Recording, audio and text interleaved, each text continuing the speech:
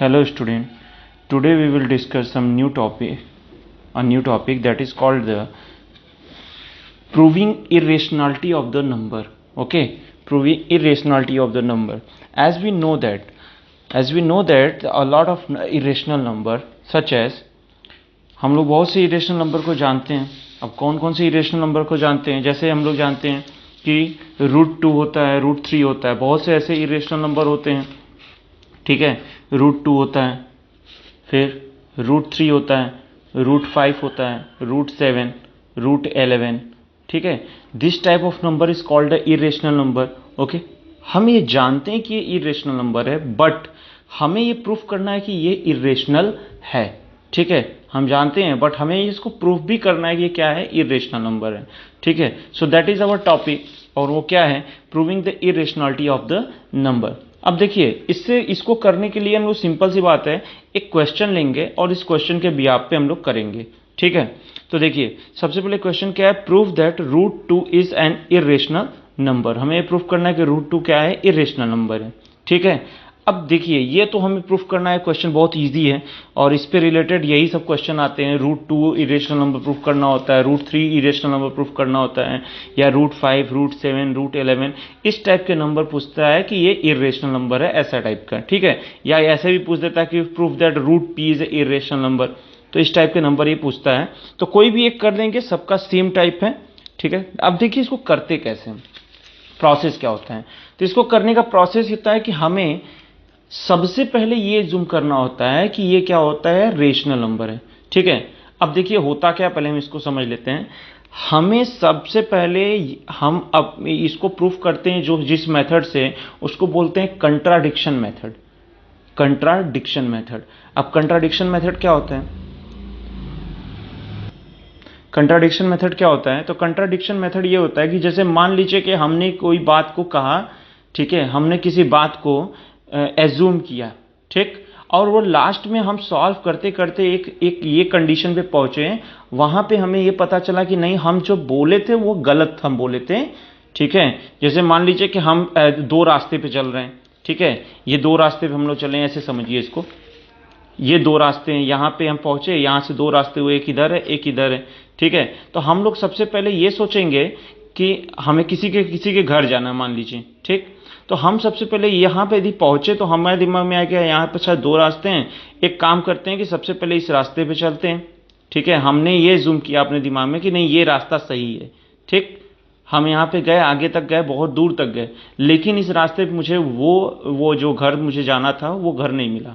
ठीक, तो इसका मतलब तुरंत मेरे दिमाग में आएगा कि ओ, तो इसका मतलब ये है कि ये जो है गलत रास्ता है, सही रास्ता तब दूसरा वाला ही होगा. ये कंफर्म हम हो जाएंगे, तब सही रास्ता क्या होगा, यही वाला होगा. ठीक है, जो सेकंड वे था वही हमारा क्या है, करेक्ट वे है. ठीक, तो सिंपल सी बात है, यहां पे भी वही करते हैं. अब देखिए हम क्या करेंगे, यहां पे हम एज्यूम करेंगे कि ये √2 क्या है, रेशनल नंबर है. तो हम लोग ये करेंगे कि √2 को सबसे पहले हम क्या करेंगे, रेशनल एज्यूम करेंगे. ठीक, रेशनल एज्यूम करेंगे और लास्ट में जब इसको प्रूफ करेंगे तो हम इसको एक कंक्लूजन पे पहुंचेंगे और वहां से हमें ये समझ में आएगा कि नहीं, जो हमने एज्यूम किया था कि ये रेशनल है, वो रेशनल ना होकर ये क्या होगा, इरेशनल हो जाएगा. ठीक है, यदि कोई नंबर रेशनल नहीं है तो ऑब्वियस सी बात है वो इरेशनल ही होगा, और कोई तो टाइप के तीसरा टाइप तो होता नहीं है. तो जाहिर सी बात है, यदि रेशनल हमने मान के चला, लास्ट में जाते जाते हमको लगा कि ये रेशनल नहीं है, या एक कंक्लूजन पे पहुंच गया कि वहां पे हमें लगा कि ये रेशनल नहीं है, तो हम सीधे बोल देंगे it, hence we can say that it is irrational. अब देखिए वो करेंगे कैसे, वही सबसे इंपॉर्टेंट है कि उसको करेंगे कैसे. देखिए सबसे पहले हम यहाँ पे एज्यूम करेंगे, लेट, यहाँ पे एजम्पशन हमारा रहेगा let √2 is a rational number. Okay, और हमें पता है किसी भी रेशनल नंबर को a/b के फॉर्म में लिखा जाता है, p/q के फॉर्म में लिखा जा सकता है. तो let √2 is a rational number, it can be written in the form of a/b. ठीक है, a/b के फॉर्म में लिखा जा सकता है, and where a and b are integer. क्या है ये, इंटीजर है, बिल्कुल है। और एक चीज हमें हमारे एजम्पशन में चाहिए, and A and B have no common factor other than 1। ठीक है,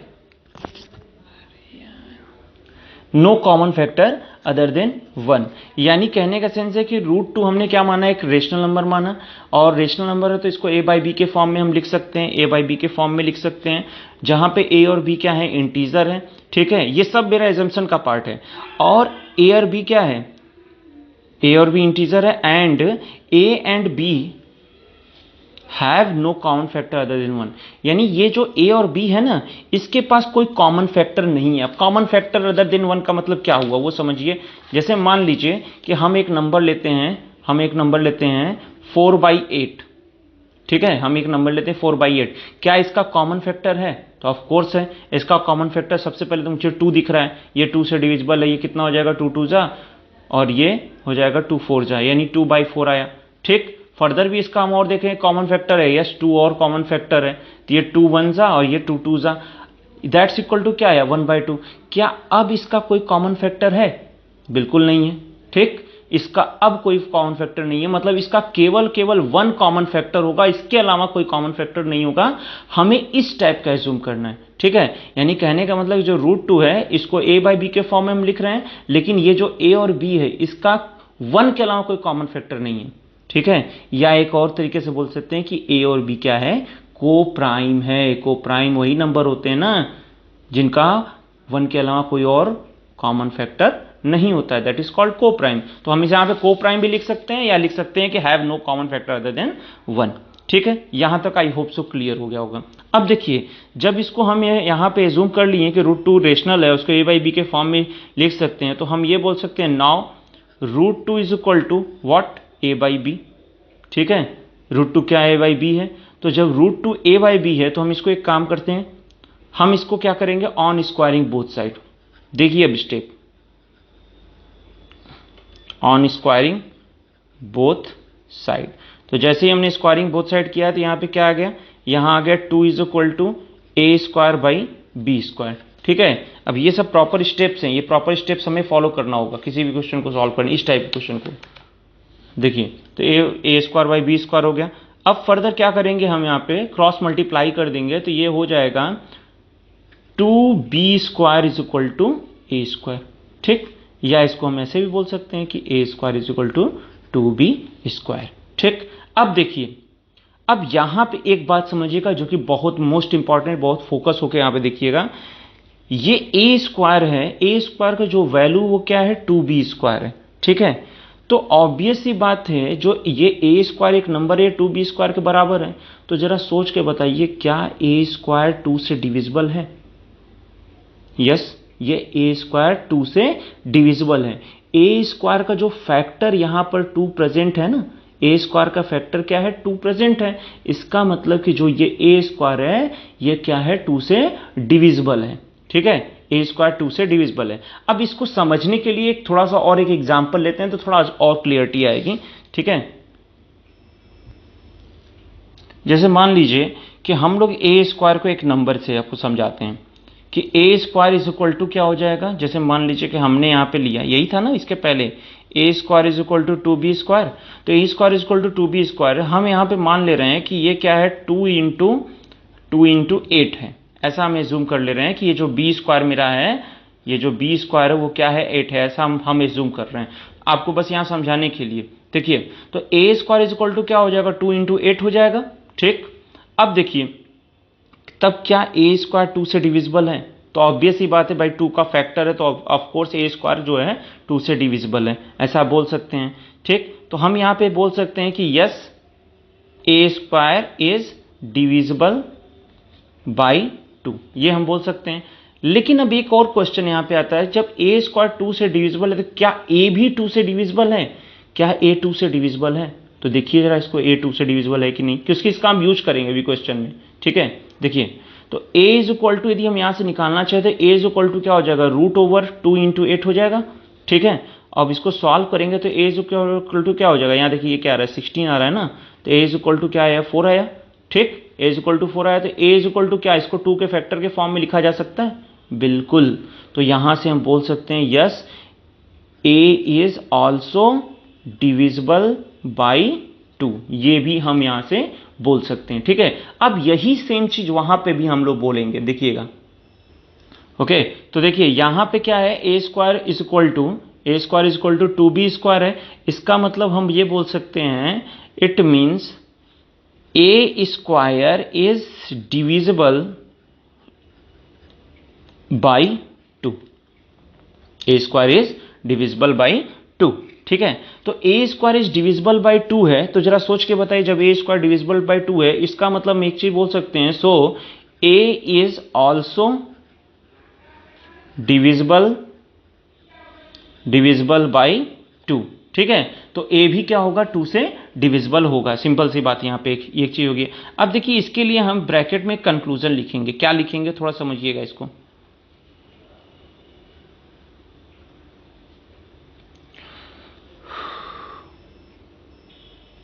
अब देखिए यहां पे एक कंक्लूजन हम ये लिखेंगे, इसके लिए लिखेंगे कि 2b square is divisible by 2, ये हमें लिखना पड़ेगा, ठीक है, डिविजिबल बाई 2।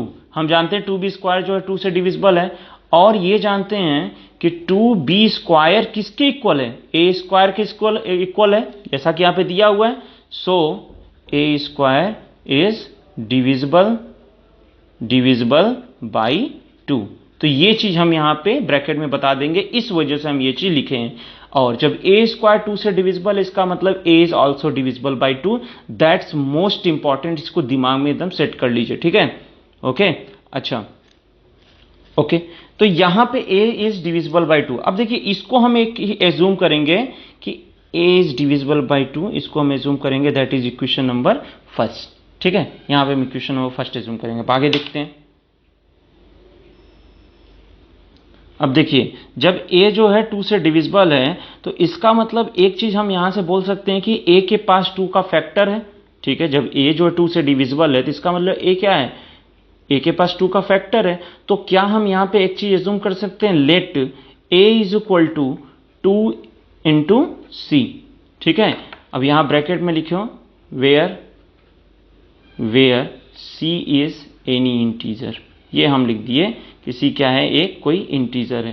तो a इज इक्वल टू हमने एज्यूम किया क्या है, a is equal to 2c। बहुत ध्यान से इस बात को समझिएगा, हमने यहाँ पे एज्यूम किया, क्यों, a is divisible by 2, a के पास कोई फैक्टर है 2 का, तो a के पास जब 2 का फैक्टर हो तो a को 2 के फैक्टर के फॉर्म में हम कुछ एज्यूम कर सकते हैं, ठीक है। तो यहाँ पे a इज इक्वल टू हमने 2c एज्यूम कर लिया, जहां पर c कोई इंटीजर है, दूसरे इंटीजर के फॉर्म में हमने एज्यूम किया, ठीक है। अब देखिए अब हम क्या करेंगे, इस a की वैल्यू को इस यहां पे जो इक्वेशन है a square is equal to 2b square, इसमें पुट करेंगे। क्यों पुट करेंगे, ये आपको थोड़ा स्टेप बाद समझ में आएगा क्यों पुट कर रहे हैं। तो हम यहां पे लिखेंगे now a square is equal to 2b square, ठीक है, then on putting a is equal to 2c in above equation, ठीक है। यानी इस इक्वेशन में यहाँ पे a square is equal to 2b square, यहाँ पे a की जगह पे हम क्या पुट कर रहे हैं, 2c पुट कर रहे हैं। तो जब 2c पुट करेंगे तो क्या हो जाएगा, देखिए 2c होल स्क्वायर हो जाएगा, a की जगह पे हमने वैल्यू पुट किया, तो ये क्या हो जाएगा 2c whole square, and that's equal to हो जाएगा 2 इंटू बी स्क्वायर, यही था ना, a square is equal to 2b square, a की जब हमने 2c पुट किया तो 2c square is equal to 2b square, ये हमारा हो गया। अब देखिए इसके बाद हम क्या करते हैं, ओके, तो वहां पे क्या था, a is equal to 2c square था, तो यहां पे हो जाएगा 2c का होल स्क्वायर करेंगे तो हो जाएगा 4c square is equal to 2b square, ठीक है।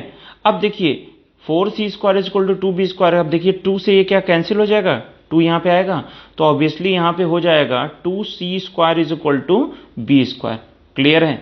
अच्छा 2c square is equal to b square हो गया, तो देखिए फिर से कुछ एक्सप्रेशन आया आपके पास, क्या आया कि जो b स्क्वायर है वो इज इक्वल टू हो जाएगा 2c स्क्वायर के, यानी बी स्क्वायर क्या हो जा रहा है 2c स्क्वायर के। इसका मतलब जो पीछे हम लोग अभी कर रहे थे कि वहां पे हमने क्या प्रूफ किया था कि a square is divisible by 2। क्या यहाँ पे आपको कुछ दिख रहा है कि ये जो बी स्क्वायर है वो भी अब 2 से डिविजिबल हो जा रहा है, यस और नो? तो ऑब्वियसली इट मीन्स हम यहां से बोल सकते हैं कि B square is divisible by 2, ठीक है। B square is divisible by 2। अब क्यों ऐसा बोल रहे हैं देखिए, फिर से वही कंक्लूजन लिखेंगे, since 2c square is divisible by 2, ठीक है, and 2c square is equal to B square. जब 2c स्क्वायर 2 से डिविजिबल है और 2c स्क्वायर किसके इक्वल है, बी स्क्वायर के, so b square is divisible by 2। ये आपको लिखना पड़ेगा, ठीक है, दैट्स मोस्ट इंपॉर्टेंट चीज है ये, ठीक। अब देखिए, जब B square is divisible by 2, इसका मतलब हम एक चीज और बोल सकते हैं जो इसके पहले बोल रहे थे, जब बी स्क्वायर 2 से डिविजिबल है, इसका मतलब बी भी 2 से डिविजिबल होगा, ठीक है। So b is also divisible by 2, ठीक है। तो b किससे डिविजिबल है, b is also divisible by 2, okay. अब देखिए इसे हम एज्यूम करेंगे क्वेश्चन नंबर 2। अब थोड़ा सा ऑब्जर्व कीजिए, जो हम लोग को स्टार्टिंग में एज्यूम किए थे वो जरा देखते हैं कि क्या हम लोग एज्यूम किए थे, अब समझते हैं। अब देखिए यहां पे हम लोग एज्यूम किए थे कि √2 क्या है, रेशनल नंबर है, जहां पे a और b क्या इंटीजर है, और सबसे इंपॉर्टेंट हम लोग एक चीज एज्यूम किए थे कि a और b have no common factor other than 1, यानी 1 के अलावा कोई कॉमन फैक्टर है ही नहीं इसके पास, ठीक है। लेकिन अभी जो हम लोगों ने प्रूफ किया उसके अकॉर्डिंग क्या प्रूफ किया वो जा देखिए। यहां पे हम लोग इक्वेशन नंबर फर्स्ट देखिएगा, इक्वेशन नंबर फर्स्ट क्या है कि a इज डिविजिबल बाई 2, ये मेरा इक्वेशन नंबर फर्स्ट है, ये वाला, ठीक है, ये मेरा इक्वेशन नंबर फर्स्ट है कि a इज डिविजिबल बाई 2, मतलब कि a के पास 2 जो है ऐसा कॉमन फैक्टर है। अभी बताएं कि a इज डिविजिबल बाई 2 है, तो इसके मतलब क्या हुआ कि a के पास 2 ऐसा फैक्टर है, ठीक। अब इसके बाद जो हम लोग कुछ नेक्स्ट वाला इक्वेशन है, इक्वेशन नंबर 2, वो भी देखते हैं, ओके। तो इक्वेशन नंबर 2 में क्या था कि b is also divisible by 2, यानी b इज डिविजिबल बाई 2 का मतलब कि b के पास भी फैक्टर 2 है, ठीक। सो हम यहां से बोल सकते हैं from equation first and second, क्या 2 is common factor of a and b, ठीक है। बोल सकते हैं ना कि 2 क्या है, a और b का कॉमन फैक्टर है, बट क्या, अब देखिए अब हम लोग कंक्लूजन पे पहुंच रहे हैं। जब a और b के पास कॉमन फैक्टर हो गया, इसका मतलब कि जो हम लोग हमारा जो एजम्पशन था, जो हम लोग किए थे कि वो क्या है, रेशनल नंबर, ठीक है, मतलब कि 2 के is the common factor of a and b, ठीक है। तो अब देखिए इसके बाद हम लोग क्या करें, हम लोग इसके पहले जो बोले थे कि a और b के पास कॉमन फैक्टर 1 के अलावा कुछ है ही नहीं, लेकिन यहाँ पे तो a और b के पास कॉमन फैक्टर क्या है, 2 है। तो इसका मतलब क्या हुआ, बट a एंड b, जो हम लोग पीछे बोले थे, बट a एंड b, नहीं ऐसे नहीं, but this contradict the fact that, this contradict, अब यहां कंट्राडिक्शन एराइज हो रहा है, क्या हो रहा है, this contradict the fact that क्या, that a and b have no common factor other than 1, ठीक है। इसका मतलब कि ये कंट्राडिक्शन एराइज हो रहा है कि a के पास जो कॉमन फैक्टर अदर देन 1 था, a के अलावा कोई कॉमन फैक्टर नहीं है, ये उसका कंट्राडिक्शन कर रहा है, ठीक है। Contradiction, so a and b have no common factor other than 1, ठीक है। So our assumption is wrong, ठीक है। इसका मतलब कि जो हमारा एजम्पशन है, so our assumption is wrong, इसका मतलब क्या कि हमारा जो एजम्पशन था कि ये क्या था, रॉन्ग था, hence √2 is an irrational number. ठीक है, इसका मतलब √2 क्या है, एक इरेशनल नंबर हुए। ठीक है, अब इस चीजों को एक बार फिर से रिवाइंड करके आप लोग देखेंगे तो समझ में आएगा, ये पूरा कंप्लीट स्टेप है, ऐसे ही में करना है। ठीक है, एक बार देख लीजिए यहाँ पे कि 2 के पास क्या था कॉमन, यहाँ a और b के पास कॉमन फैक्टर क्या हो गया, 2 हो गया। ठीक है, लेकिन हम लोग स्टार्टिंग में क्या माने थे कि इसके जो है कॉमन फैक्टर 1 के अलावा कुछ है ही नहीं।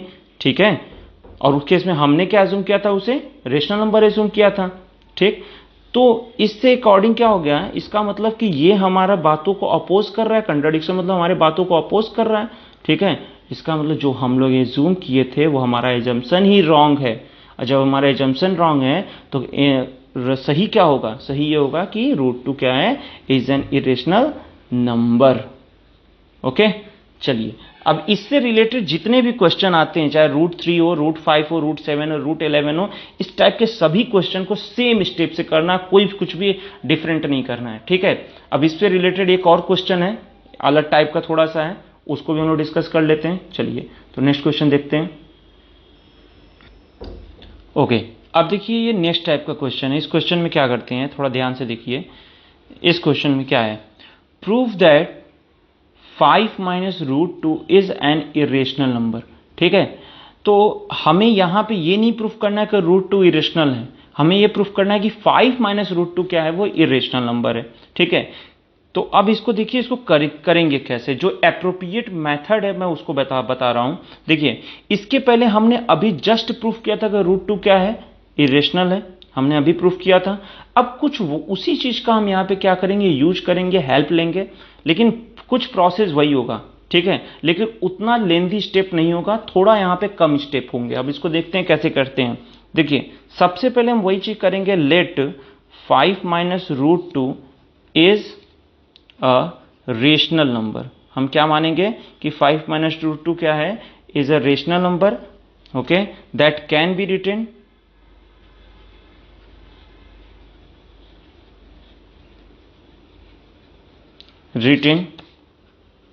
in the form of a by b। ठीक है, जिसको a by b के फॉर्म में लिखा जा सकता है, where a and b are integer. ठीक है, अब एक बात ध्यान दीजिएगा, यही बस हम लिखेंगे, इसके अलावा कुछ नहीं। अब जो वहां पे एक स्टेप लिख रहे थे कि a और b क्या था, को प्राइम, या इसके पास 1 के अलावा कोई कॉमन फैक्टर नहीं है, वो स्टेप नहीं लिखेंगे, बस यहां बताएंगे कि a और b क्या है, इज आर इंटीजर। ठीक है, बस इतना। अब देखिए, तो इसका मतलब क्या हो जाएगा कि ये जब मेरा रेशनल नंबर है, इसको हम ऐसा बोल सकते हैं कि 5 minus √2 is equal to a by B. ठीक है, a बाई बी। अब देखिए हम लोग करेंगे क्या, सेम प्रोसेस, सब कुछ सेम प्रोसेस है, इसको भी हम लोग वैसे ही करेंगे। ठीक है, थोड़ा सा मेथड चेंज है, एक बार आप लोग देखते जाइए, फिर इसको क्लियर हो जाएगा ये चीज। देखिए, यहां पे भी हम लोग कंट्राडिक्शन का ही यूज करेंगे, हम लोग रेशनल ले रहे हैं, लास्ट में चल के इसको इरेशनल प्रूफ कर देंगे। ठीक है, देखिए कैसे, तो इसको हम ऐसे लिख सकते हैं, this implies that 5 minus a by B is equal to √2 को मैंने इधर ट्रांसपोज कर दिया, a बाई बी को इधर ट्रांसपोज कर दिया। ओके, अच्छा, तो एक चीज और हम यहां से बोल सकते हैं, this implies that √2 is equal to 5 minus a by B, बस हम लोग साइड चेंज कर दिए, that's equal to √2 is equal to, अब बताइए जा सोच के, क्या यहाँ एलसीएम ले सकते हैं, तो एलसीएम लेंगे तो ये हो जाएगा b, और इसको सॉल्व करेंगे तो हो जाएगा 5b माइनस a। ठीक है, 5b माइनस a। अब जरा यहां पे सोचिएगा, सिंस अब जरा सोचिएगा, a और b क्या था, हम लोग स्टार्टिंग में क्या लिए थे, इंटीजर लिए थे। तो यदि a और b इंटीजर है, और यहां पे यदि हम इंटीजर वैल्यू कोई सा भी पुट करते हैं, 1 2 3 4 5 6 कुछ भी यहां पुट करते हैं, तो ये पूरा वैल्यू क्या आएगा, ये पूरा वैल्यू क्या आएगा, यहां पर इंटीजर न्यूमरेटर में और डिनोमिनेटर में, मतलब ये भी आपका p बाई क्यू के फॉर्म में हो जाएगा। इसका मतलब ये पूरा क्या हो जाएगा, रेशनल नंबर हो जाएगा। जब ये रेशनल नंबर हो जाएगा, इसका मतलब √2 भी रेशनल नंबर हो जाएगा। ठीक है, but as we know that कि √2 इरेशनल। अब यही चीज हम लोग क्यों बोलेंगे, बिकॉज हम जानते हैं कि √2 क्या है, इरेशनल नंबर है, जैसा कि हम लोग पीछे प्रूफ कर चुके हैं। ठीक है। तो जब रूट टू इर्रेशनल है तो उसके साथ तो कोई सा भी नंबर है तो वो क्या होगा, हमारा इर्रेशनल नंबर ही होगा, यही हम लोग बोलेंगे। ठीक है, तो यहां पे देखिए, since a and b are integer, ठीक है, ए और बी क्या है, इंटीजर है, इट मीन्स या so 5b minus a upon b is a rational number. तब ये क्या हो जाएगा, रेशनल नंबर हो जाएगा। ठीक है, तब ये क्या हो जाएगा, रेशनल नंबर हो जाएगा। 5b minus a upon b is a rational number. ठीक है, तो जब ये रेशनल नंबर हो जाएगा, दिस इंप्लाइज दैट हम बोल सकते हैं कि root two is a rational number. तब तो ये बोल सकते हैं जब ये रेशनल नंबर है तो ये भी रेशनल नंबर होगा। ठीक है, बट अब यहां से आता है मेरा कंट्राडिक्शन। क्या, but this contradict the fact that क्या, फैक्ट क्या है, फैक्ट ये है कि रूट टू क्या है, इर्रेशनल है। This contradict the fact that root two is an irrational number. ठीक है, इर्रेशनल नंबर। ठीक, सो अब इसका मतलब क्या हुआ कि इसका मतलब जो हम लोग एज्यूम किए थे वो हमारा एजम्पशन क्या है, रॉन्ग है। वो हमारा क्या है, एजम्पशन रॉन्ग है। सो बस यहां से कंक्लूजन स्टार्ट है। So our assumption is wrong. ठीक है, अब एक बात ध्यान दीजिए, जब हमने यहां पे हमने किसी तरीके से प्रूफ किया, ये बताया था कि रूट टू क्या था, रेशनल था, लेकिन हम जानते हैं this contradict the fact that root two is irrational number. तो जब रूट टू इरेशनल है तो रूट टू के साथ कोई सा भी नंबर हो, ठीक है, वो क्या होता है, इरेशनल होता है। ये हम लोग पहले से चीजें पढ़े, 9th में भी पढ़े हैं कि रूट टू के साथ कोई भी चीज ऐड करो, सब्ट्रैक्ट करो, तो वो चीजें क्या होती हैं, रूट टू के साथ यदि कोई भी चीज ऐड करेंगे, सब्ट्रैक्ट करेंगे, तो क्या होता है, हमारा इरेशनल होता है। ठीक है, तो अब देखिए सेम चीज वही कहेंगे।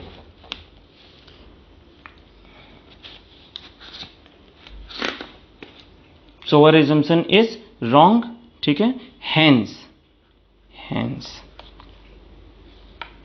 5 minus root two is an irrational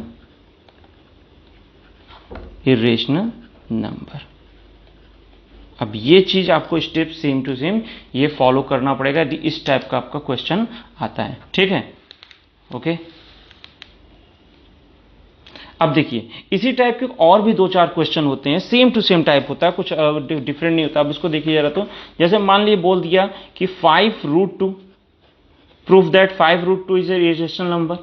ठीक है, तो सेम टू सेम प्रोसेस कर सकते हैं कि इसको a बाई बी एज्यूम किए, 5 को इधर ट्रांसपोज कर दिया, √2 इज इक्वल टू क्या हो जाएगा, a बाई 5b हो जाएगा। ठीक है, तो a और b क्या था, इंटीजर था, इसलिए ये पूरा का पूरा क्या हो जाएगा, हमारा रेशनल नंबर हो जाएगा। जब ये रेशनल तो ये भी रेशनल नंबर, लेकिन हम जानते हैं कि ये क्या होता है, ये क्या होता है, इरेशनल होता है। ठीक है, इसका मतलब हमारा एजम्पशन रॉन्ग है, और जब हमारा एजम्पशन रॉन्ग है तो इसका मतलब क्या हो जाएगा कि जो वैल्यू हम लोग लिए थे ये क्या हो जाएगा, हमारा इरेशनल नंबर हो जाएगा।